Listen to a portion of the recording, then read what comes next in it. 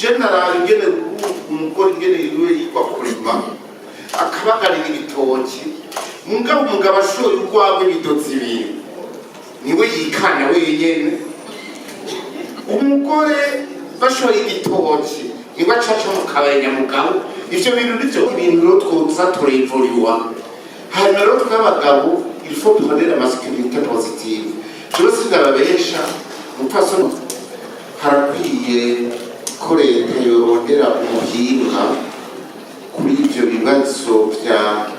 succession kuri ivyo bibazo vya heritage.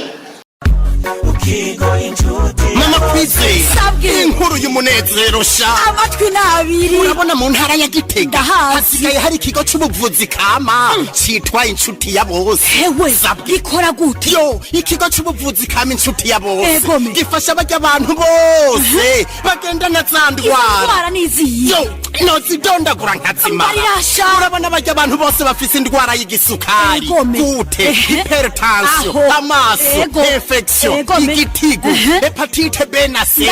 zamibe umusipa abafise ikibazo ca estoma amafigo ibivyimba umugongo rheumatisme asima kudadarara iziba ry'imitsi indwara z'urukoba intandara kumeneka umutwe bidahera ingaburo ku bavyeyi bibungenze kongereza inguvu ku bubakanye imvune amakonyera sinezite babana basobaho baryamye ico kigo kirabafasha cane benshi kimaze gufasha baragishingira intahe n'abarya abantu vyananiranye yuko baheba itabi yo baba bukozeko sabwe erega ca kigo kirakomeye aho kidakomeye uyobewe yuko n'abasokuru bivuza imiti kama gusa kandi hewe none ico kigo gikorera he? Ikigo c'ubuvuzi kama inshuti ya bose mugisanga mu gisagara ca Gitega haruguru y'isoko y'inka akurakuri 79 amajana 766 amajana 951 canke kuri 69 ijana na 99 amajana 247 inshuti ya bose ni inshuti yawe.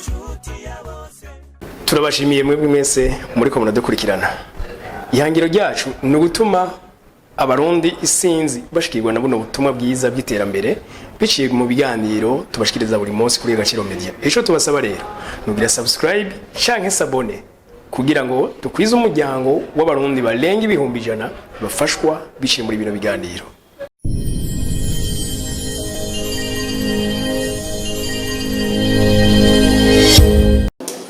Harakwiye ko leta yorondera umuhinga kuri ivyo bibazo vya succession kuri ivyo bibazo vya heritage hanyuma hakazoba une retraite hanyuma hakazoba baba etagenero zizomara nk'iminsi 3 canke 4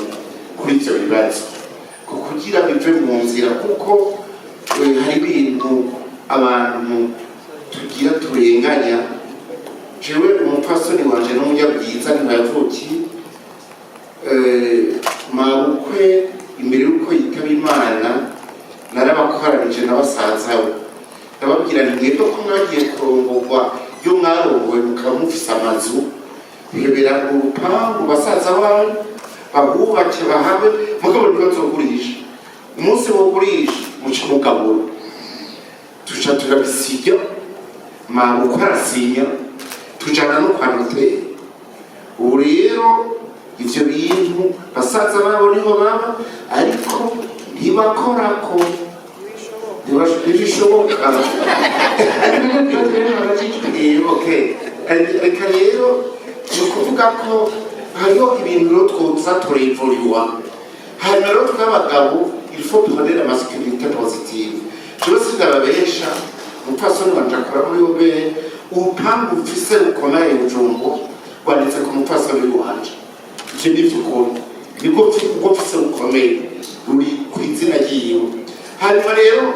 n'ibi bintu twe tubeshanya ngo tuba de communauté de bien honorable Alita bivuze